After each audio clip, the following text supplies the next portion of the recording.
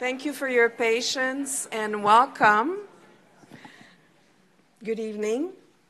My name is Geneviève Zubrzitsky. I'm the William H. Sewell Jr. Professor of Sociology, Collegiate Professor of Sociology, and Director of the Weiser Center for Europe and Eurasia here at the University of Michigan. And I'm very pleased to welcome everyone tonight to the WCEE Distinguished Lecture by Julia Mendel.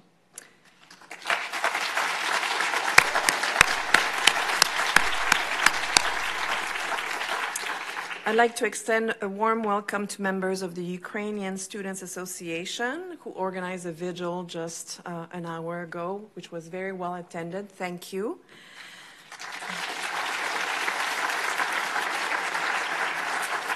We also have here, we're very lucky to have Dean Curzan, Dean of LSNA with us. Welcome, Anne.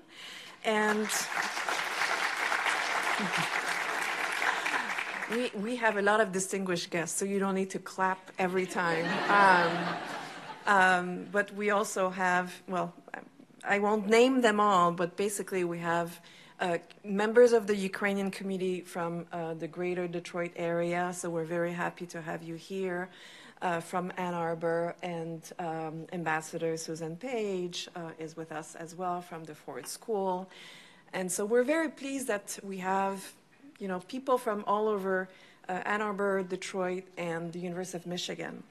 And what I want to do before introducing our distinguished speaker is tell you a little bit about what we do at the Weiser Center for Europe and Eurasia, especially since February 24th, 2022. Because I think that we've put together initiatives that are very important in light of the full-scale invasion of Russia in Ukraine on 2 years ago almost.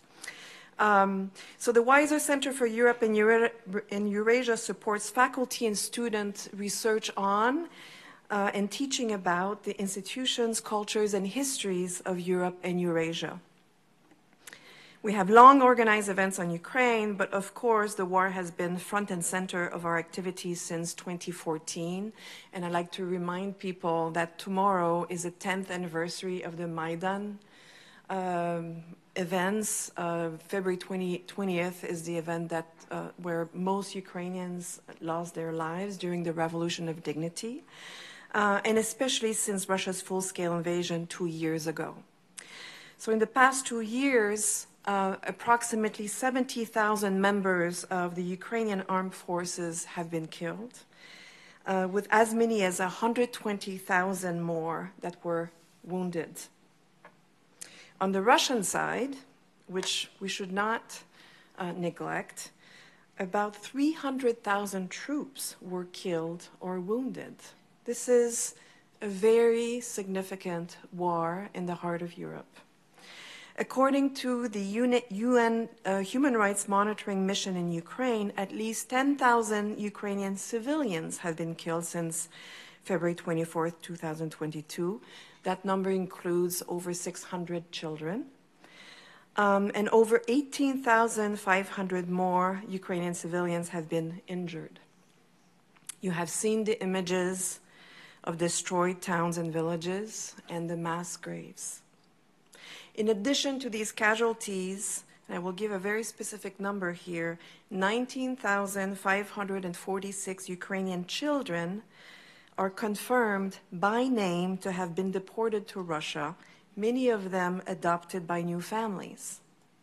Russia claims that it actually saved over 700,000 Ukrainian children. So the 20,000 are documented named children. According to the UN Refugee Agency, approximately 3.7 million Ukrainians have been displaced within Ukraine, and about 6.3 million Ukrainian refugees have crossed the borders of their European neighbors or have left for other countries globally. This is the largest movement of displaced people since the Second World War. The Weiser Center for Europe and Eurasia was relieved to be able to bring 7 Ukrainian scholars and their families to the University of Michigan in August 2022. So right from the beginning, we worked very hard in partnership with different units on campus to put funds together to bring those Ukrainian scholars and their children.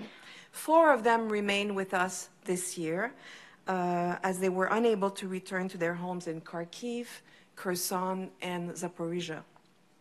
We're grateful to CREASE, the Frankel Center for Judaic Studies, and the Talman School of Architecture for their contributions to their fellowships this year.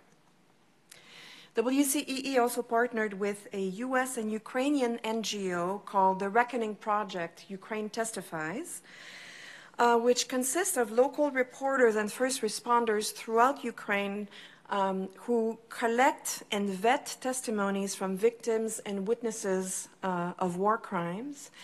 And we translate, edit, and analyze these testimonies to identify patterns of aggressions. We work with undergraduate and graduate students for that initiative. Some of them are with us today, and their work is incredibly important. The Reckoning Project's legal team then prepares cases for prosecution in Ukraine and at The Hague. So the University of Michigan is really participating in an important international collaboration here. We're also working specifically on commemorative projects to archive the testimonies, to spread knowledge about them, and to honor the memory of victims. So on Saturday, on February 24th, on the occasion of the 2nd anniversary of the full-scale invasion of Ukraine, WCEE is launching a related initiative. It's a website with interactive maps of the war that serves the website both as an educational tool and a commemorative space. So one map shows incidents that were collected by the Reckoning Project, and the user can actually zoom in on an oblast and access testimonies that were collected and vetted, and have access also to reporting from journalists from the Reckoning Project, as well as the testimonies themselves. So this is to show you what the user will be having access to, and we are working with a team at the University of Michigan to prepare lesson plans so that we can use those materials in high school history and social studies, as well as in university courses for students. So we really intend this to be meant also for educational purposes. The other map is a map of troop movements in Ukraine that is actually, you see on a timeline where the troops are moving, and you see contested territories between Ukrainians and Russians, and again with the testimonies collected by the Reckoning Project.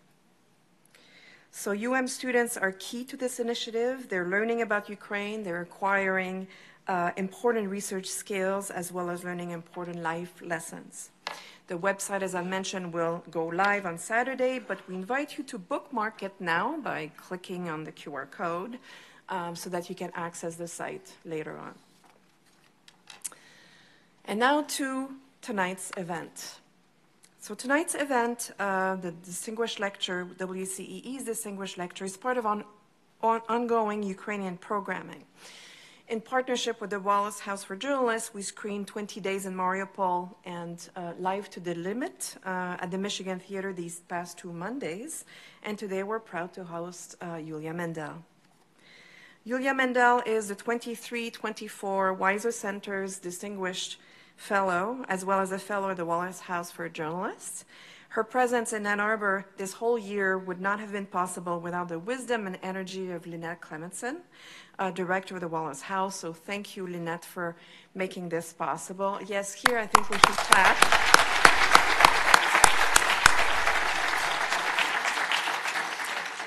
Yulia is an accomplished journalist whose work has appeared in the New York Times, the Washington Post, Political Europe, and many other prominent media outlets. In 2019, she was selected from a pool of over 4,000 applicants to serve as President Zelensky's press secretary, a post that she held until spring 2021. In that role, she had a front row seat to many of the key now historic events preceding Russia's full-scale invasion of Ukraine in 2022. So she attended meetings between Zelensky and Putin and other European leaders. She visited the front lines in Donbass, as well as fielded press inquiries after the infamous phone calls between Presidents Trump and Zelensky that led to Trump's first impeachment.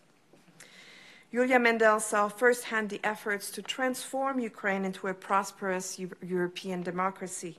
In her written work, she sheds light on the massive economic problems facing Ukraine and the entrenched corruption of oligarchs in league with Russia. Her 2022 book, The Fight of Our Lives, details her life under the siege that year. So we're eager to hear her speak today, and I ask that you please join me in offering a very warm Michigan welcome to Yulia Mendel.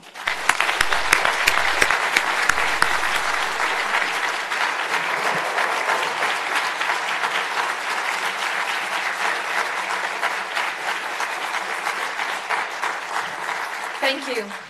Thank you. Thank you, Genevieve, for your kind introduction and all the information. And thank you to everyone who came today to listen about my country. I was really preparing, and I hope that my story will help you understand Ukrainians better. And I would like to start from the remarks of the President of Ukraine. We have Arina who will be helping us. Please. Путін вбивця, а люди, які будуть за нього голосувати, повинні чітко розуміти, що вони голосують за вбивцю і будуть обирати собі президента-вбивцю. А люди, які мають сьогодні економічні стосунки з цією людиною, вони заробляють конкретно криваві гроші, тому що вони мають контракти з вбивцею. А люди, які будуть після виборів, ті лідери, які будуть вітати з обранням президента, повинні знати, що вони легітимізували вбивцю. So this is one of the recent speeches by Volodymyr Zelensky, the 6th president of Ukraine. In 2019, as was said, I won a competition of among 4,000 applicants for the position of his press secretary and spokesperson, and worked with him for more than 2 years. But today, let me be a spokesperson not for one Ukrainian, but for my country, home to 40 million people. At the same day when Zelensky said those words, Ukraine started withdrawing troops from Avdiivka, a town in eastern Ukraine where the hottest battles were taking place in recent months. And Russian forces are advancing. Since 2022 large-scale invasion, Russia has occupied around 17% of Ukraine, holding partially or fully 7 regions of my country, including my home region. As I talk, continued American aid for Ukraine is in grave doubt. Tucker Carlson has recently returned from Moscow to conduct a friendly interview with Vladimir Putin. President Zelensky changed the commander-in-chief, whose expertise was crucial in the first weeks of invasion. And we are receiving reports from the front lines that Russia is advancing, in part because of Ukrainian ammunition shortages. The war is in a critical stage. The specter of a frozen conflict has never been so visible in the last 2 years. We often talk about the Russian war in Ukraine through the cult of personality. Instead, I want to talk about the people of Ukraine, about those who stay there, who fight, who left, who suffer, and about why they matter. I am a daughter of Ukraine, and the story of my family is the story of millions of families. I am a great-granddaughter of the enemy of the people of the USSR. I am a granddaughter of the artificial famine survivors, and I am a daughter of a woman who, as a granddaughter of the enemy of the people, was not allowed to get a higher education. My mother fought for this basic right to become a doctor, and today to stay in the hottest zone of Russian shelling just to help wounded and sick. And I'm saying this proudly because I'm heard for the first time in the history of 4 generations. I come from Kherson, the region in southern Ukraine, the only one with access to both the Black Sea and the Sea of Azov, and that borders Crimea, a Ukrainian peninsula that Russia annexed in 2014. Its major administrative center is Kherson City, that had a population of around 300,000 before the large-scale Russian invasion in February 22. All my family comes from this region, in major the village of Alexandrivka, 28 miles from Kherson City. After Soviets took power at the beginning of 20th century, my great-grandfather Fedor, like most peasants who owned and cultivated land, would be called a kulak, which would mean a rich peasant and have a negative connotation, as if these peasants had enriched themselves by crime or at the expense of others. Fedor's land would be taken away from him, and he would be labeled an enemy of the people for refusing to voluntarily give away his wealth and for not supporting the communist brutal transformation into a totalitarian regime. Fedor was sent to concentration camps twice. God only knows how he survived the horrific conditions in Russian Siberia, where temperatures on average plummet to -13 in winter. But there is one story that shows how Fedor valued life. He was a strong man with developed muscles that he had trained by farming for decades. When he was brought to the prison, some of the criminal leaders decided to set the rules right away. They took away the food from Fedor and some representatives of intelligentsia. It was hazing, that is, the rules of survival, where the priority is on strength. My great-grandfather knew about it, and he knew that one could not show weakness, especially in the beginning. To defend himself, Fedor rushed into battle. He scratched out the eyes of the one who was acting like the leader of the bandits. After that, no one touched Fedor or his intelligentsia.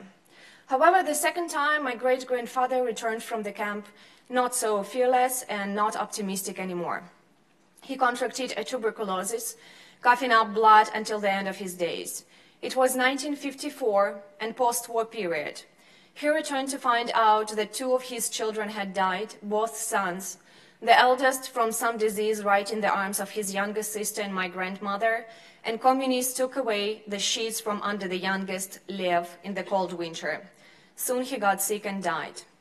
Fedor's oldest daughter was taken away by Nazis to work in the Third Reich. My granny was looking for his sister for all her life, but the information about her was found out only last September by me. Here in Ann Arbor, during some research, I found the Nazi digitalized archives. She died in Berlin in 1945. But 2 of Fedor's daughters survived. Among them, my grandmother, whose name was Lyubov. From Ukrainian, it is translated as love. My granny's name was Love. And if I ever have a daughter, I will name her the same. My grandmother was a mini factory in herself, producing all kinds of food.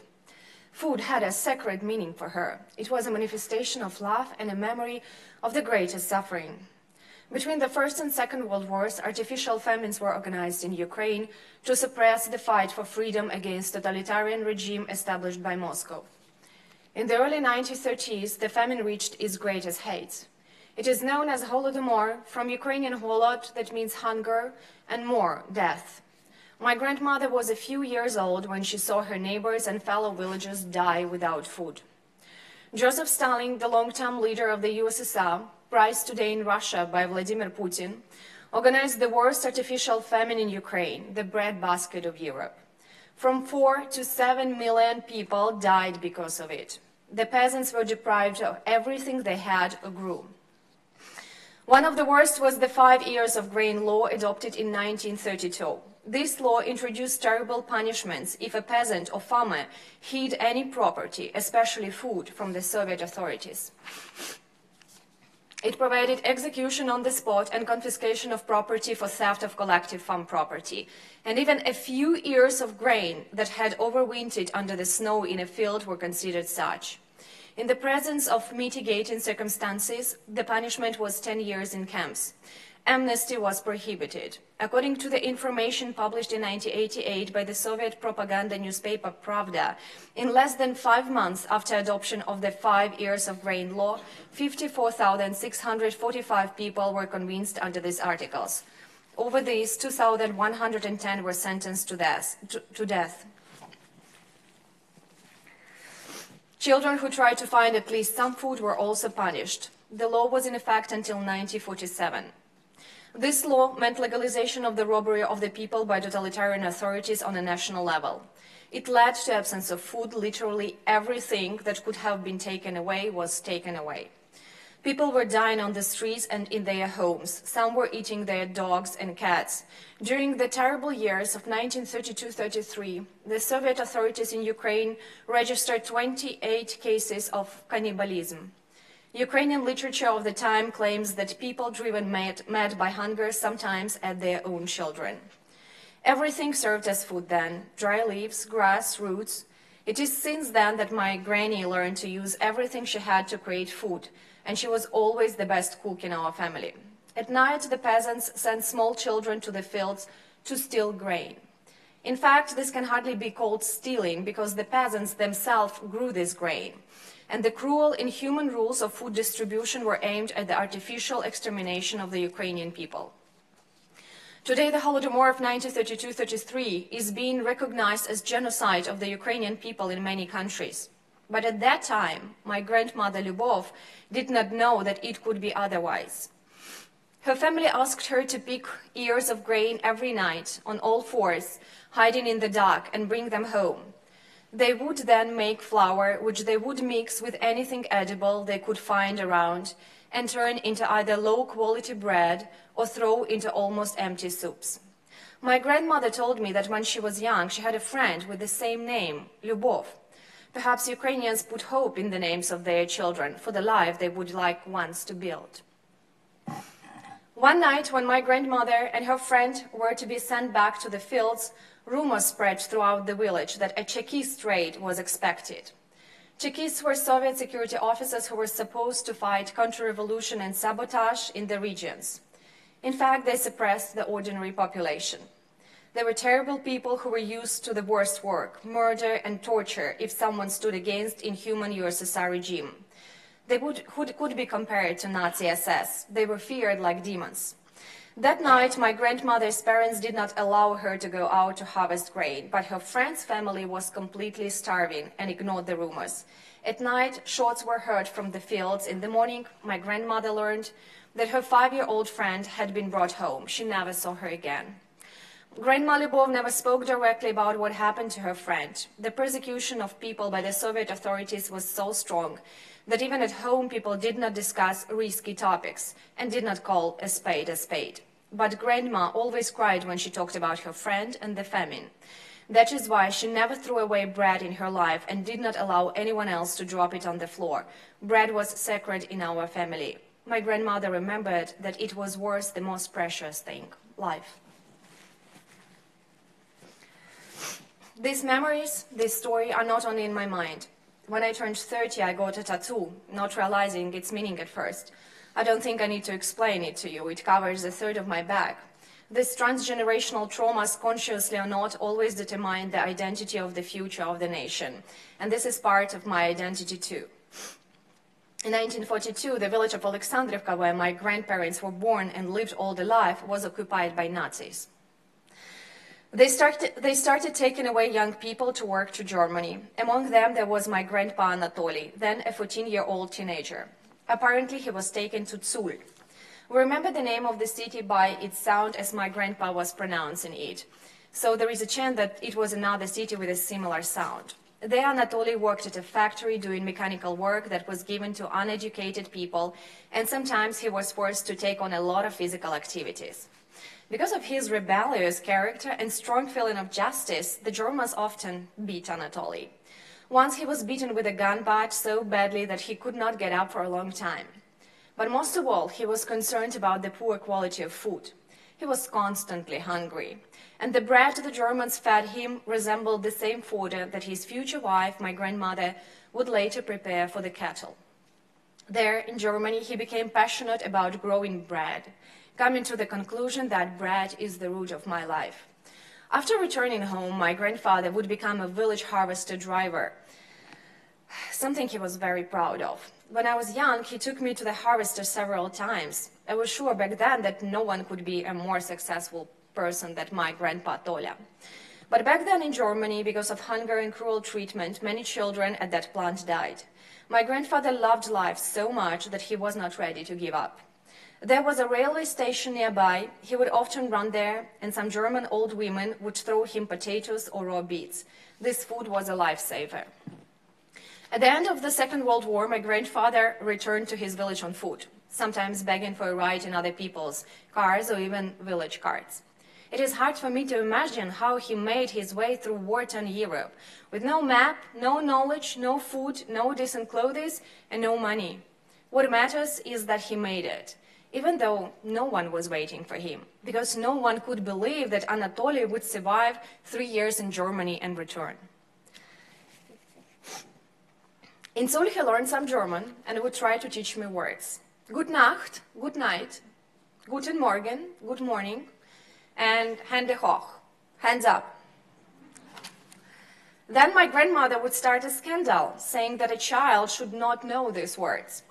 Back then I was 4 or 5 years old and was quite proud of knowing these few foreign words, but I completely missed the meaning of Hände hoch. Given that around this time we were learning physical education phrases in English, which also included rising and lowering hands, jumping, running, and so on, my naive childhood brain was putting the German phrase into the same folder. Once I asked my grandfather how to say hands down in German, but he did not know this phrase. Instead, he told me that another phrase should follow. Ich werde sieben, I will shoot. Forced deportation to Germany left a deep imprint on my grandfather's identity, as it did for millions of other Ukrainians. Ukraine was one of the largest suppliers of labor to Nazi Germany. From late 1941 to early 1944, 2.4 million Ukrainians were deported to the Third Reich, mostly young and healthy, mostly girls. Also, there were many underage boys too. There were not many calm years in the history of Ukraine, years where you could relax and calm down.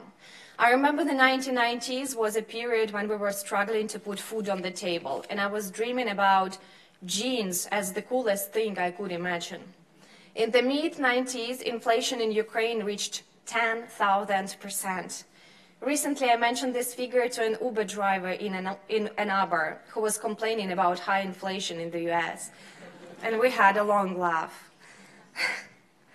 In the 90s, we in Kherson, the city of almost 300,000 people, could not imagine that warm water could flow from a hot water tap. It was always cold and sometimes chilly. But Ukraine was really moving forward. Yes, we immediately had many problems in the form of corruption and oligarchs, but we opened up to the Western world. With the help of Western partners, the positive changes started being noticeable more and more. Not all reforms were successful, but we don't stop. We established anti-corruption infrastructure, and the Ukrainian politics and institutions became more transparent. We learned a lot about market economy, and so many people, especially from the new Ukrainian generations, try to create added value. We've learned and tried meritocracy. I am standing in front of you as the result of these actions. After the Revolution of Dignity in 2014, we held 2 democratic elections, and we are supposed to have democratic elections again, recognized by the world. We have started our way to the European Union and announced our dream to become the part of NATO.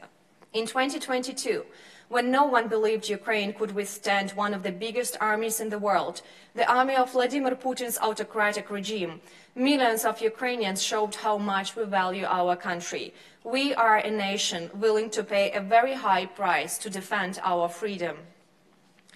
President Volodymyr Zelensky's popularity, which had been declining, soared once the war started. Because he had not always been a perfect leader, perhaps there had been difficulty in mastering the necessary support around his initiatives, managing his staff, and navigating the shoals of partisan politics. But in the chaos of war, he knew exactly what to do. He lifted our spirits and calmed our nerves. He rallied the army, the Ukrainian people, and everyone who was appalled by the Russians' inhuman and terrifying aggression. During those dangerous days, in the lengthening weeks of war, Zelensky spoke to almost every world leader and gave addresses to parliaments on nearly every continent on the planet, displaying a moral clarity that has seldom been seen since World War II. We ask for a response, for the response from the world, for the response to terror, he told the US Congress. He echoed Winston Churchill to the British Parliament. We shall not give up and shall not lose. His words and actions inspired admiration and support not just from his countrymen, but from people everywhere. Those who had discounted Zelensky in the past were amazed that this post-Soviet former comedian, the leader of the poorest country in Europe, could suddenly become the face of democracy and a beacon of freedom in the world. Zelensky's wife Olena rallied the country as well. She had remained in Ukraine too, along with their two children ages 17 and 9, though at a different, undisclosed location apart from his. She communicated with her husband only by telephone during the first months of the war. Since the invasion began, she had been using her influence to help her fellow citizens, posting supportive messages online and appealing for aid to Ukraine's women and children. She had added her voice to Zelensky's appeals to close the skies and brought special attention to the large numbers of Ukraine's youngest victims who had been wounded, killed, or kidnapped by Russians. She posted videos of hospitals filled with the wounded, images of women in their military uniforms, and black and white pictures with the names of the children who had died in an effort to put a human face on what had been lost. At the beginning of the unjustified Russian aggression, Ukrainians were united as never, from the leadership to every person inside or outside the country. My parents and aunt and uncle embodied this resistance and steadfastness. They survived the 8-month-long Russian occupation. They resisted the Russian army by protesting. They provided Ukrainian forces with information. They survived the humanitarian crisis, and they were constantly doing everything they could to help liberate the region. But my mother, Maya Mendel, has always been a fighter. As a granddaughter of an enemy of the people, she was forbidden to receive a medical degree. At the age of 19, she came to the city of Zaporizhia, where the most popular institute was located at the time. But they refused to accept her documents. Then my mother sat down on the steps in front of the institute and sat there for a long, long time. Even this seemingly very ordinary behavior caused public condemnation in the USSR. This angered several professors, and the girl began to be noticed. One professor came up to her and asked what she was doing on the stairs, and my mother replied that she would sit there until she was allowed to apply for admission to the university. Then a telegram arrived in the village of Alexandrivka to my mother's mother, Lyubov. She was summoned by the KGB. My grandmother told me the story many times, focusing especially on fear, because she realized that she might not be able to leave that KGB office, and that not only her own life was at stake, but also the life of her daughter. But it was the beginning of 1980s, and the KGB felt that changes were coming, and no longer cared so much about performing their service of intimidating and imprisoning people. In fact, they told my grandmother this and let her go in peace. In Zaporizhia, a woman came down to my mother, who was still sitting on the stairs, with the invitation to apply. Every Ukrainian family has stories that show how our national character was forged. They are not always about weapons in hands, noble fight, brave guerrillas, and pompous things. Sometimes the stories tell how a teenager sat on the stairs to get a chance for her future, and her mother spent her whole life feeling afraid of going once to the KGB office. And now it is another war. In 2022, Russians occupied the Kherson region in just 1 week. Kherson city became the only major administrative center in Ukraine that Russian forces managed to capture during the invasion. But on November 11, 2022, the city and the surrounding villages on the right bank of the Dnipro River were liberated by Ukrainian military. Russian forces retreated to the left bank, still occupying over half of the region. Rumors of the arrival of the Ukrainian army spread through word of mouth in no time. My mother, Maya Mendel, was at work at the Children's Hospital in Kherson and was afraid to believe them right away. She came out of her office into the corridor and heard the nurses shouting the Ukrainian slogan, Slava Ukraini, meaning glory to Ukraine. A year earlier, it had been unthinkable to imagine that this slogan of Ukrainian nationalists, heroized in Ukrainian-speaking western part of the country, but slandered for years as Nazi by Russian propaganda in Kherson, could be heard in the walls of this hospital, where the medical personnel and the patients mostly spoke Russian. But with Russia's brutal and unjustified aggression, this slogan united Ukrainians as a symbol of freedom and steadfastness. What are you talking about? My mom was terrified. What if the Russians hear it? There are no Russians anymore. They are gone. Our boys are in the city, the nurses shouted back at her. My mother told me this dialogue many times, and it will become another story of the war in our Ukrainian family, a story we will never forget. The women rushed to hug each other, shouting glory to Ukraine and responding glory to the heroes, as was customary. Then those who could leave the ship went to the central square of the city to celebrate. Thousands of Kherson residents gathered there with joyful cheers. They were dancing, hugging soldiers, singing Ukrainian anthem, waving the Ukrainian flags and celebrating in every possible way, even in the cold weather. Before liberation, the city had been without water, electricity, and mobile connection for almost 2 weeks. But this did not stop people from rejoicing like never before. My parents called this the happiest day of their lives. However, my mother did not go to celebrate right away. She waited until the end of her shift, as she had always done during her 37 years as a doctor, checked all the patients, filled out all the forms, and only then headed to the central Freedom Square. At that moment, the world's media had already been talking about the liberation and had shown it on TV screens around the globe. My mother was not among the first to come. For her, the Hippocratic Oath has always been a basic rule and a principle of life. She came to the center of Kherson a bit later and met with her friend to hug and to fulfill the promise that women had made to each other during the seemingly endless Russian occupation, to celebrate the liberation with a cup of coffee on Freedom Square. Then my mother hugged a Ukrainian soldier for the first time in her life and danced and waved the Ukrainian flag with everyone else. The village of Alexandrivka that I mentioned, where both of my parents come from, was liberated 1 day earlier than Kherson. But my parents could not visit it for another month because absolutely everything was mined there. In addition, there were a lot of corpses, both Ukrainian soldiers and Russians. Only a month later, they were allowed to come to the village of their childhood, where both their parents' houses were. The blue and yellow paint on the sign at the entrance to the village was peeling and falling off, but it still read, "Welcome to Alexandrivka." As soon as my parents passed it, they felt numb. My dad still threw in some spicy words here and there, having to drive around lots of obstacles, but my mother was completely silent, trying to realize what she was seeing. The village houses, which the locals painted and whitewashed every year, the fences, the gates, all of it resembled one big, solid ruin. She had the impression that a giant had stepped on the village from above. The streets were empty and cold. On the main street, they passed a completely bombed-out school that had been repaired just before the war, and then drove past what formerly was Alexandrivka's main cafe. A pile of clay and bricks now stood in its place. They stopped at the house where my father's parents lived and realized that it was beyond repair. When the war started, my grandmother Valentina, my father's mother, stayed alive by hiding in the basement of her youngest son, less than a mile away.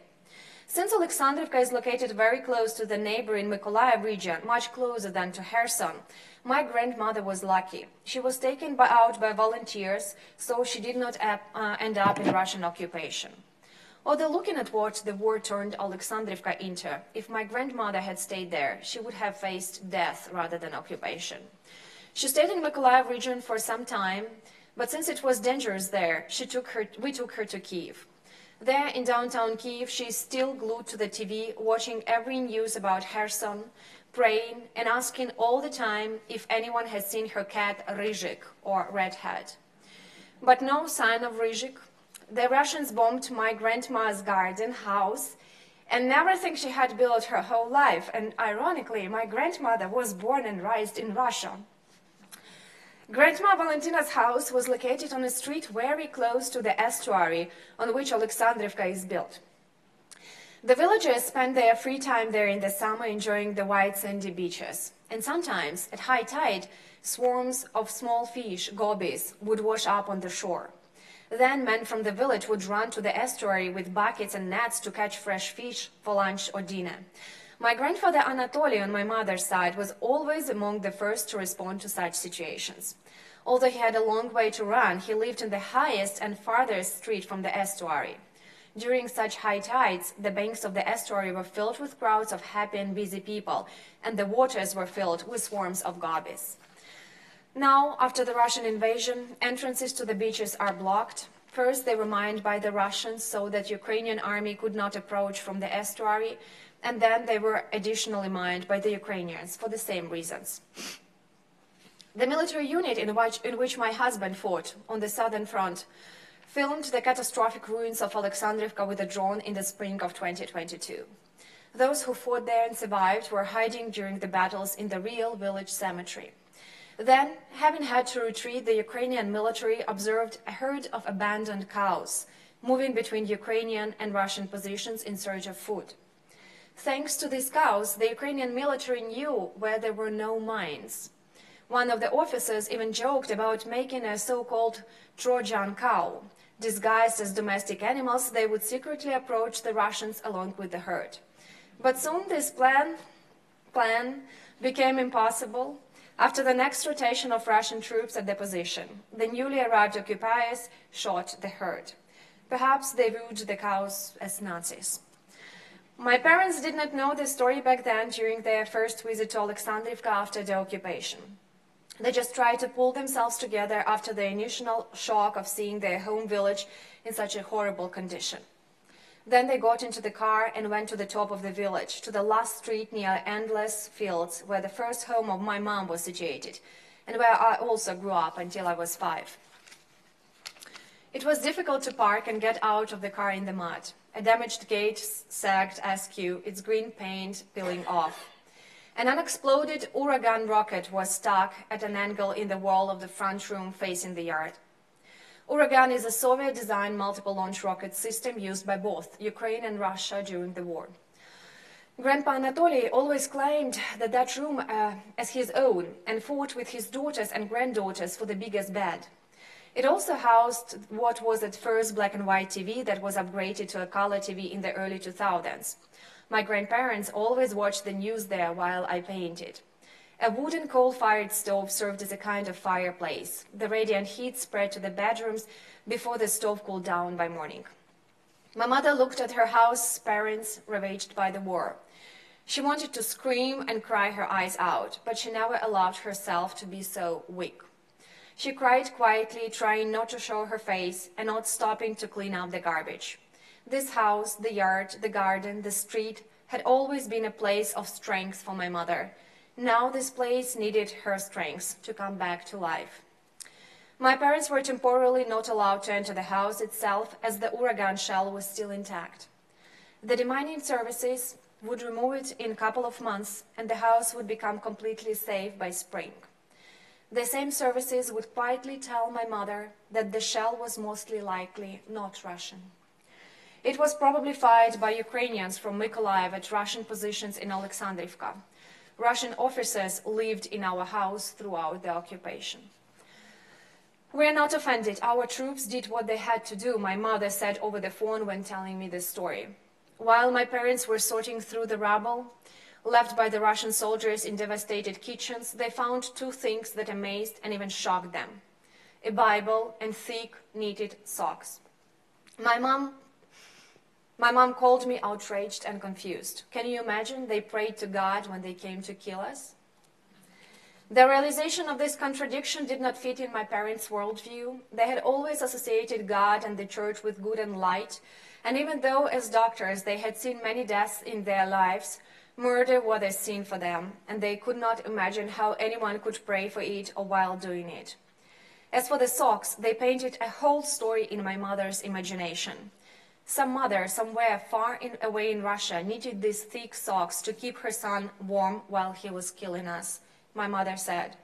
The Russian murderers, it appears, had caring mothers who blessed them for war in a foreign country.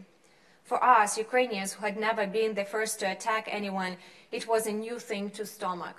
Shocking at that, given we were the ones to be killed. My parents will never be able to forgive the Russian soldiers for their piety or sympathize with their mothers. There will never be a connection or maternal understanding between my mother and that Russian woman who knitted those thick socks. War builds new rules of survival and human relations.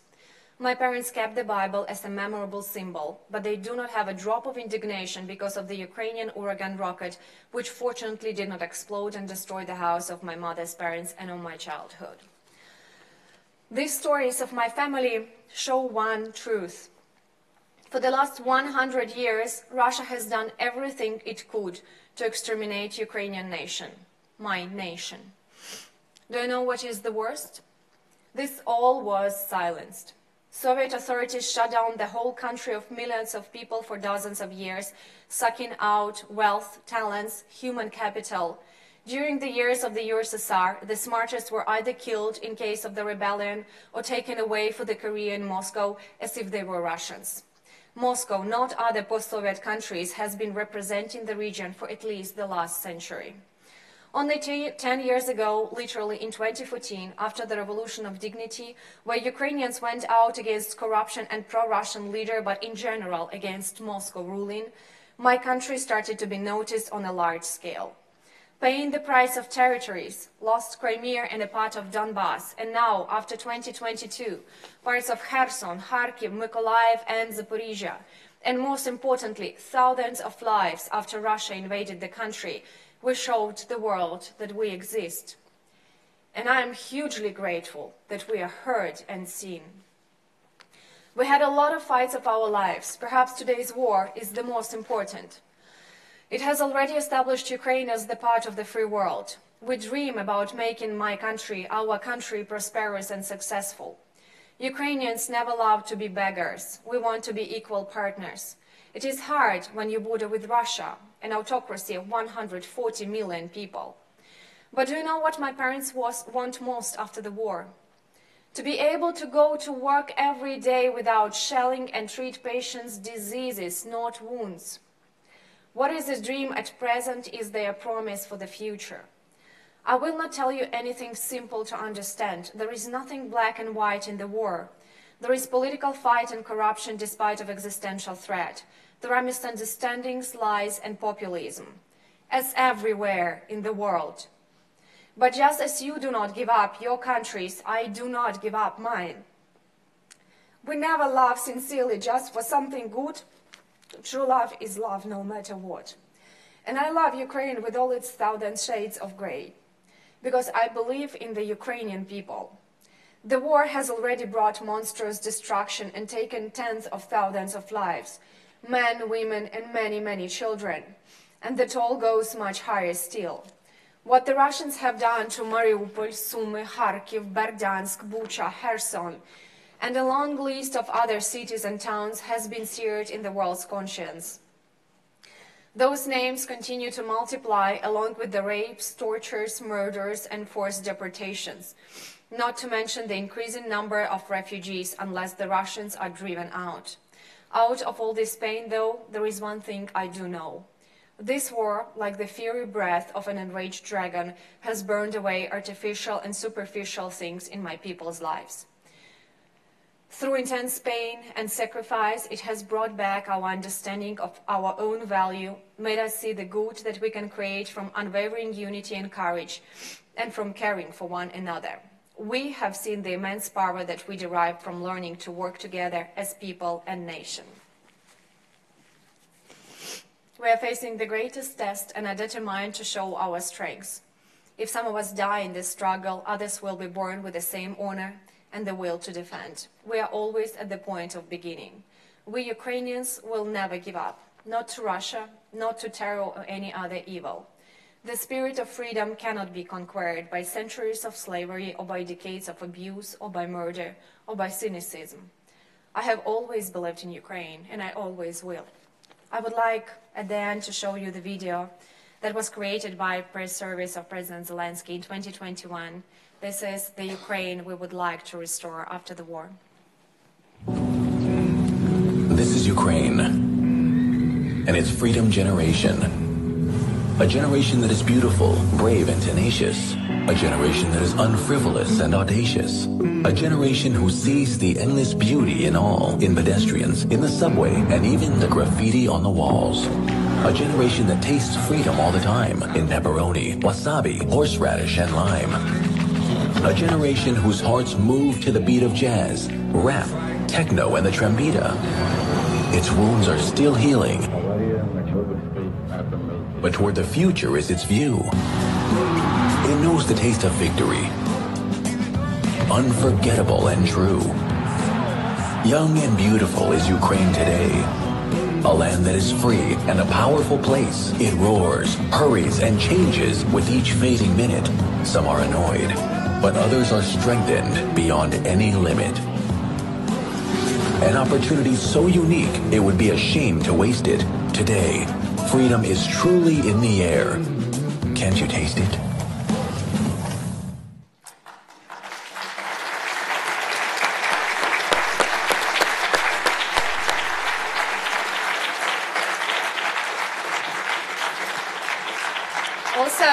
Also, I wanted one word.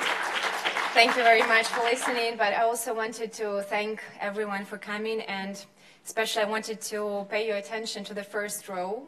It's the row, for me personally, very important because I see those female leaders who are example for me, including Genevieve Zubritsky, who is the head of WISA Center. There is Lynette Clemenson.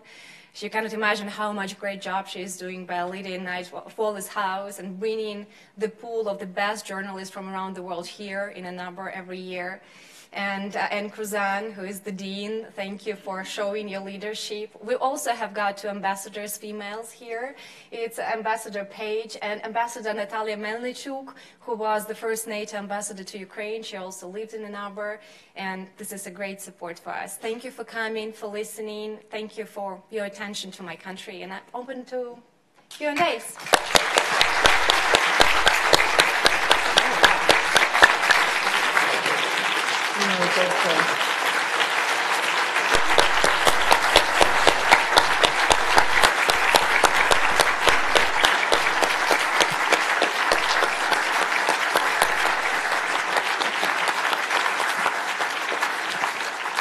And we're lucky to have time for questions. So the way that we want to proceed, there are two microphones on either side of the room, and we ask that you basically go to a microphone and ask your question.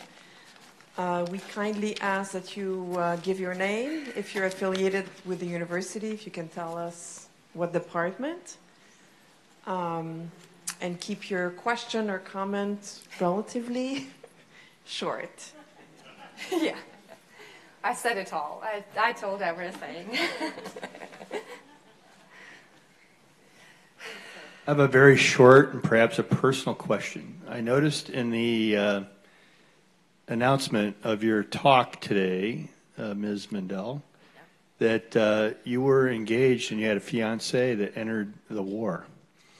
So I'm kind of curious if you could explain to us maybe what's happened with your engagement, and is your fiance alive, and how's things going with your family? Yeah, I talk about this in my book, The Fight of Our Lives. Perhaps it was one of the most painful experiences. I'm very proud, on one hand, that my then fiance, now my husband, went to the front line. But it was very difficult to accept. He came to me and he said, "You will understand." And I'm like, "What? What will I understand?" And he tells me, "You will." I'm like, "No." And he's like, "Yeah, I'm going there." And he went to Kherson region, which was under occupation, and he stayed there for some time. And he told me, "I want to return your hometown as a present to our wedding." His unit really played one of the biggest roles in the occupation. You know, we have here Ukrainian women who have their beloved men in Ukraine. And for me, it was very painful because it is very hard when he doesn't respond. It is very hard when you send the message and it doesn't go through. It is even harder when it goes through and there is no answer. Yeah, especially if you know that he already has been through the situations where he could have been killed. Yeah, his leader of the unit was joking, which I don't like this joke, but he said, "Wow, he told Pavel, you went to the front line, you were shelled, and I was thinking, what will I say, Yulia, if you don't return? Perhaps I will say that you did not come. I'm like, very funny. Yeah, but I'm very lucky. I cannot complain. I am very lucky, and I understand what every female who's beloved, husband, fiancé, brother, son feels what this woman feels when she has beloved on the front lines. I'm just lucky. That's what I can say. Thank you. Thank you. Good luck to Ukraine. Thank you. I want to add, since we're talking about your husband, her husband is Pavlo Kuchta, who's, He's an specific advisor title to the now. Ukrainian Minister of Reconstruction now. After that, he returned, and he's the advisor to Moldovan government too. Yes, and he gave a lecture at the Weiser Center for Europe and Eurasia about 3 weeks ago, and you can listen to his lecture on our YouTube channel. Thank you, Sorry, I'm Genevieve. plugging in, but he's an expert. He's been working on, different He's positions super in the smart and- Ukrainian yeah. government. I'm not outing your relationship. So. My name is Michael. I'm a graduate of University of Michigan 2005. I was also on the press tour to Kherson on November 14th, 2022. And I have a question, as you were press secretary, about the influence of Russian propaganda in Ukraine. One of the stories that you raise in your book is from early April 2021, when Kremlin propaganda sources started spreading a false rumor that a boy in the occupied territories of Donetsk Oblast had been killed by a Ukrainian drone. You guys picked this up as a fake. I also noticed, though, that in January, February 2022, President Zelensky, I know this was after your time there, was repeating quite a few of the Kremlin's talking points, not consciously, but skeptical that there was going to be an invasion. Talking about how, if the West has this intelligence, why aren't they showing it to us? It looks like, the Americans are in on this information game too, and that was directly from, Moscow. In the last few days, after talking to President Macron of France, who had received assurances from Putin that there wasn't going to be an invasion, at least if you trust Simon Schuster's account, Zelensky was leaning towards that position. So my question is, what percentage of false Kremlin propaganda narratives do you think Ukrainians decipher successfully? And do you think that's higher or lower than us here who didn't grow up with the Soviet legacy? Wow, that's a big question. I'm always joking that I resigned not to respond to difficult questions. But here I am. Let me say that Russian war is a hybrid war, and information has been weaponized by Russia long ago. As I've learned, and thanks to Natalia also at her experience, that Putin made really a big focus on information. And you're absolutely right that this disinformation is not Ukraine's challenge only. This is actually the challenge of the whole world. This is a global problem. Let me just tell you that from 2014 to 2016, the world has created 90% of the information that it had created since the beginning of writing, which means that it is much easier to spread disinformation, and it's much easier to consume it, and it's much more difficult to fight it. I feel like before the invasion in 2014, there were a lot of Ukrainians who actually believed in Russian propaganda, not as, at some narratives, because I felt that.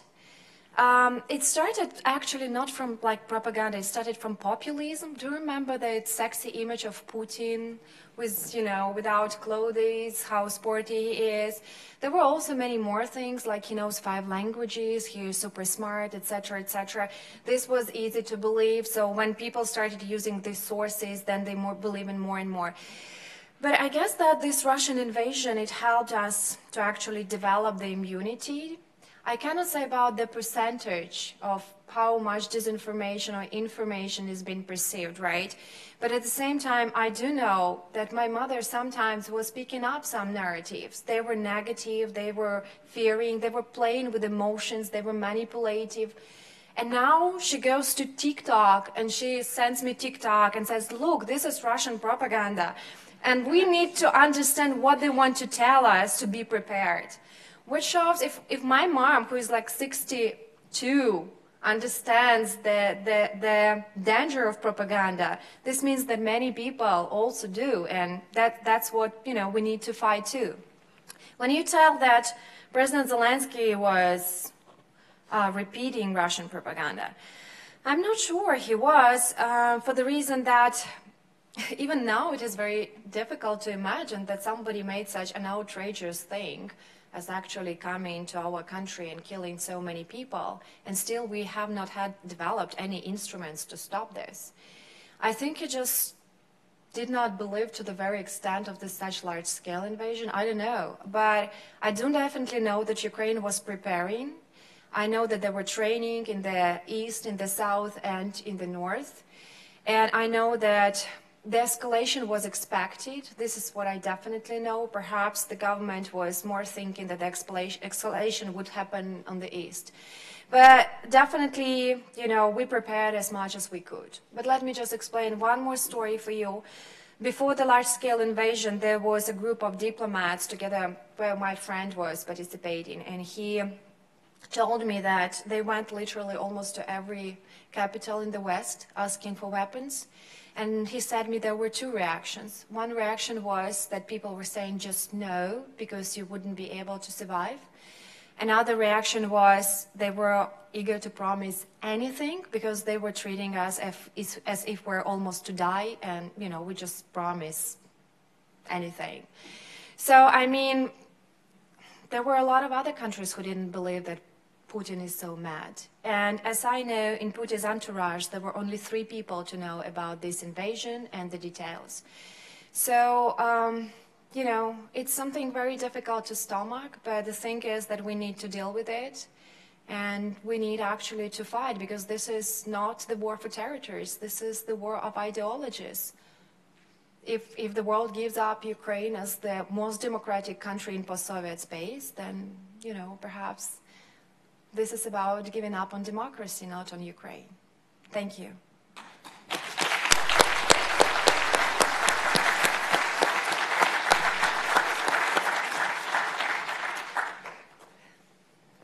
Hi, my name's Dan. My wife, she's from Odessa, and her family still lives there. I'm also an Air Force member. I recently deployed to Germany and supported NATO efforts, as well as to try to support efforts that we have in Eastern Europe. My question I had, the other point I want to say, I follow you on Twitter, and I want to thank you for the information that you share, because I find that very useful. Thank you. And just as you mentioned, in combating the disinformation spread by Russia. So I had 2 questions. It really pertains to just the general, I would say, attitude or feeling in Ukraine after 2 years of war, specifically regarding the fatigue of war. What do the Ukrainian people, what is their opinion of it at this point as far as fatigue? And then the second question is also the opinion of Ukraine in general towards the West. Has it changed over the past 2 years of the war? Wow, so good questions. First of all, Dan, no, the opinion to the West has not. Perhaps there is some disappointment, and we are perhaps on the peak of disappointment right now when we see that American Congress went on vacation. But Ukraine just understands that this is the path to go, because we feel like we are Europeans, we're the part of the Western world. It's very difficult. Perhaps we cannot compete in many ways, but we believe that we are the part of the West world. The second thing, yeah, there are a lot of ratings, and these ratings show that people are very disappointed, obviously, and there is fear, obviously. There is some kind of depression, and more and more people feel like the country is not moving in the right direction. I I was talking to my aunt yesterday, and she is in Kherson region, and she said me, I cannot leave my village, cannot leave it because I feel like those who volunteered and who are fighting in the other side of the river, they are like my sons and my grandsons. They are of the age of my sons and grandsons, and they volunteered and they fight there. So they need to fight for someone and something. So we're here to support them. And it's very, you know, I know that you would like to hear something that we stand, and we will stand, but it's not like we're just rejoicing every moment of our lives. There is a lot of pessimism, and it's very, very difficult. And, you know, sometimes the most important is just to talk to the people there. And, you know, they always ask me, my mom and my aunt, and, you know, the parents from Alexandrivka, people from Alexandrivka, they always ask me, so what's about the West? Do they remember us? And I try to say that they do, and I hope that I'm right. But this is about you guys, not about us. Thank you.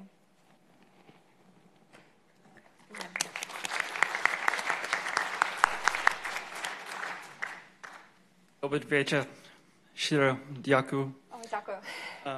My name is Matt Pauley. I'm an associate professor at Michigan State University, so I'm a bit of an interloper here. But thank you for the warm welcome. Go White.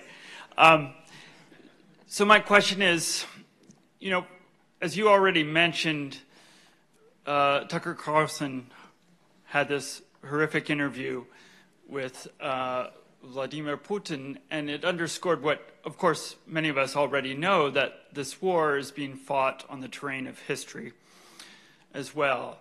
And I suppose I wanted to ask you about your own experience and your own family's experience with history. You referenced that your grandmother was born in Russia, that, to understand that correct, and that your mother hesitated maybe to say Slava Ukraina, or was something that was unfamiliar in the Kherson region.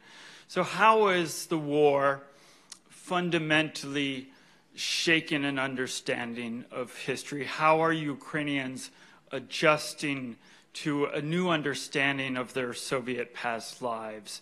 And how is it framing the Ukrainian fight for freedom?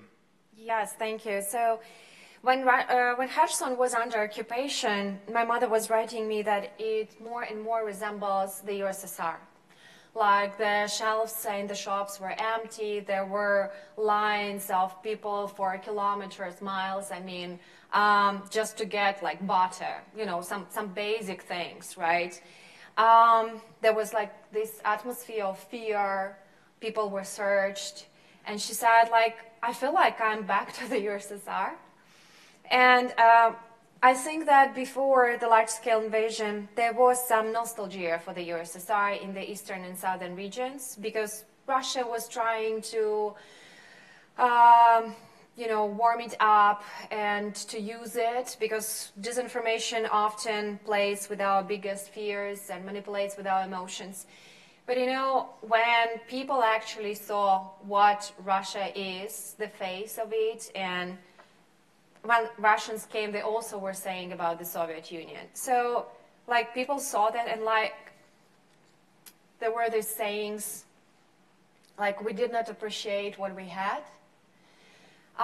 When people saw that Russians were taken away, and my mother saw the cars with toilets and washing machines, she like, this is disgusting. And there were a lot of people who said, no, like you know, there are a lot of confusions. Like, for instance, many people believe in Russian narrative that we are Russian speakers, and those who speak Russians, they're also Russians, so we take this land. But people are like, no, we are Russian speakers, but we are Ukrainians. It's the same with English. You guys in America, you speak here English, right? But nobody says you are not Americans. India, Australia, New Zealand, right? It's like ridiculous that they spread this thing. So I feel like if Russia wanted to return back to the USSR, with its invasion just killed all the possible nostalgia, because I don't feel it there anymore. I cannot say that freedom now is easy because they shell the city and the villages so hugely. You cannot imagine that. Once they sent 85 air-guided bombs in a day for one city. I mean, what is that? But, you know, they still stay there. They stay there because they believe that this is Ukraine and they can do something. Yeah, thanks. Dr. Baum.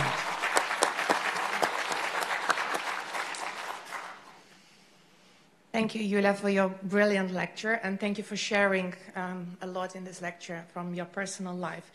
My name is Halina Pastushuk, and I am very new, fresh here in Michigan and in Ann Arbor. It's just 3 weeks and a little bit more since I arrived here, and I'm grateful to this land and to this country for a very, very welcome reception.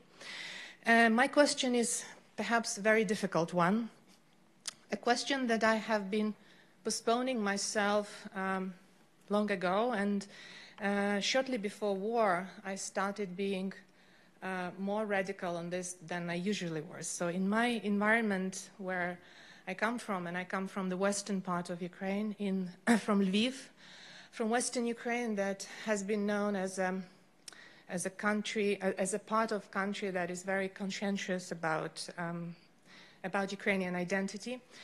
But I always used to be someone who is not that radical about the question of language, Ukrainian language. But as time passed, I started to be more and more cautious about this. And I started to understand that the question of language is also becoming very significant, especially in the context of the fact that this war is hybrid, it's a historical war, it's an informational war, and it's a linguistic war. But everywhere I go, I see the ambassadors of Ukraine who are wonderful ambassadors who speak up their voice, but they speak in Russian. And sometimes I hear those questions from my colleagues, because I used to work for a long time for a Polish radio in Warsaw. They ask me, how come that Ukrainians still continue speaking Russian, and Putin weaponizes language. He uses this as a proof that this is his domain. As long as Ukrainians speak Russian, this is part of Russian world. What do you think, based on your experience, especially because you come from the eastern part of Ukraine, Kherson, what is your opinion on the issue of language at this particular stage of this war? Thank you. Well, thank you. I don't like to compare the situation, but I will say something that is understandable for you.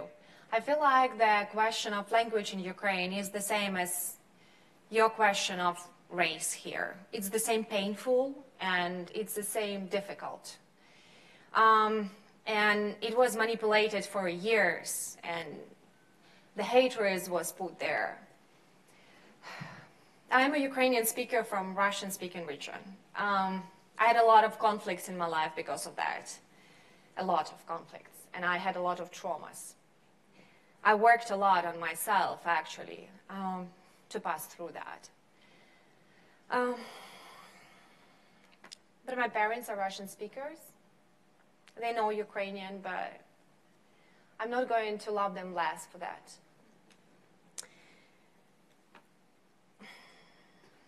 So difficult question, right? In my book, actually, I talk a lot about that experiences. I feel like there are some benefits that we gain from knowing Russian. Like, we fight disinformation, Russian disinformation, because we know Russian. We speak to Russians with their language. I don't think that there is the solution for this, realistic.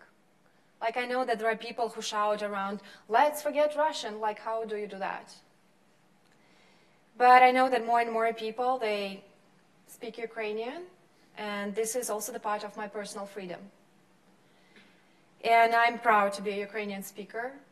but at the same time, I know Russian and I speak English. And if I knew Polish and as well as I understand this, and if I knew any other language, I would be much prouder of myself because I'm a linguist by education, not a journalist. I don't think that there is the correct answer to this, but I think that Ukrainians definitely use Russian in a very correct way. We use it to spread the word to those who are Russian speakers around the world, and we use it to fight the disinformation, at least this. And I believe that language is important, but the values are more important, and I would never give up Russian speakers in Ukraine just for their language. And those who are in tranches, they are from Odessa, Russian-speaking city, Kherson, Russian-speaking city, but also from Lviv, Ukrainian-speaking city, and they there do not fight for language. They fight for freedom.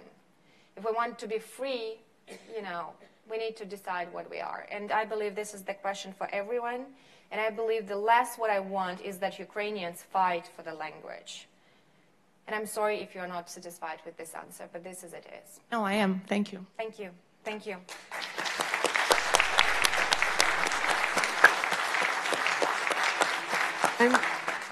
We have time for one last question. Yes? I don't think my question's important enough to be the last question. If someone else has a question, it should be for them. Wow. Well, you're the one at the microphone, so, well, please, please. Genevieve, one less hard question. Thank you. One No, else? really? No? Okay. For you? No? Okay. Anyone else wants to?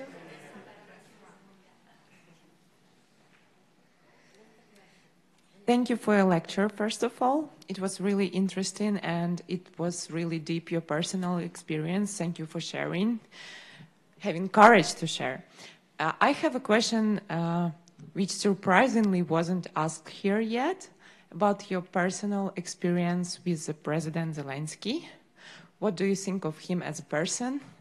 And I know that the job of press secretary can be intense and hard because I had one myself. Okay. So could you please tell us more? What do you think of him as a president, as a person? Thank you. Well, you know, one of my American friends, thank you for this question. One of my American friends once said, you cannot be changing the world every day, but you need to be at the right place in the right moment and to do the right thing so that you can change the world. And perhaps this is how President Zelensky will get into history because he was in the right place and he made a right choice in the right moment, right? And I remember 24th of February 2024 when people were completely like lost. They were like gathering to fight, but at the same time, in the time of existential threat, everybody needs the leadership. And I remember that, you know, we could easily fall into victimization, self-victimization, but there was Zelensky who went out and said, we are fighters. And we said, okay, if the president stays here, we are with you. So I think he did an enormous job in changing the narrative about Ukrainians, and this is how he will go into the history. But I will also tell you that Ukraine is a democracy as well as the United States, and we cannot guarantee that he will be the next president of Ukraine for the second term. As well as in November, you don't know who will win. We don't know who will win in the next Ukrainian elections too. And I believe that it's very difficult for any leader in such super difficult conditions when the life deterioration is happening every second, when there is a lot of distraction and death, to actually not to try to find someone guilty. And politicians are always, you know, they are always elected and they always have the burden to be responsible for everything that's happening in the country, despite of if they are guilty or not. But, you know, right now, the biggest threat is Putin, and we need to be proud that the government worked, stayed in Ukraine. We don't know how it would be in any country, but we have, unfortunately, the experience of Afghanistan. You know, I believe that the government is doing whatever it can to hold Ukraine now in this crucial time. Thank you.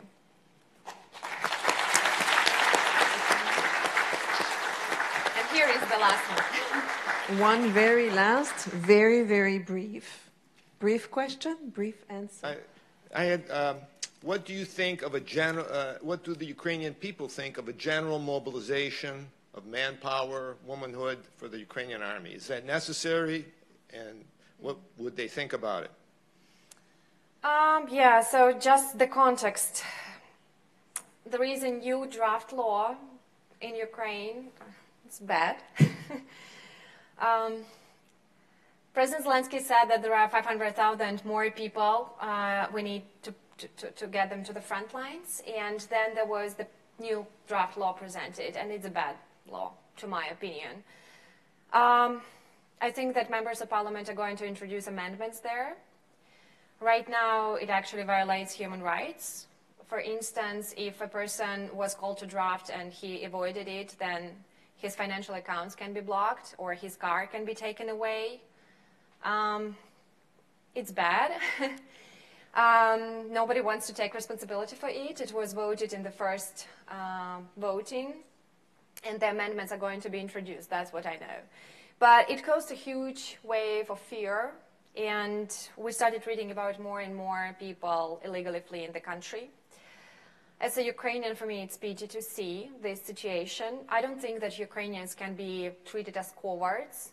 I think that there should be bigger trust between the government and the people. We remember that at least 500,000 of Ukrainian men returned from the West to defend the country in the first days of invasion, and that's what makes me proud, and that's what makes me understand that my people are brave enough not to, use such draconian draft laws. There was a big story. There was a guy who swam through the river in December. It's very cold, just to flee to Romania. And he was not the one. Many drowned there. But he was the one who posted on TikTok. And it was viral. And people were applauding that. Ukrainians really are freedom lovers. And I believe that there are so many volunteers there that I'm not sure that this law is actually something that would benefit to the government. Yeah, I told you that there is nothing black and white in the war. And, this is something to solve. But I believe, there are so many men who serve there, whom I know. I said I believe in my people, and I believe that they do this not for political figures. They do this because they believe in our country. Thank you. Thank you.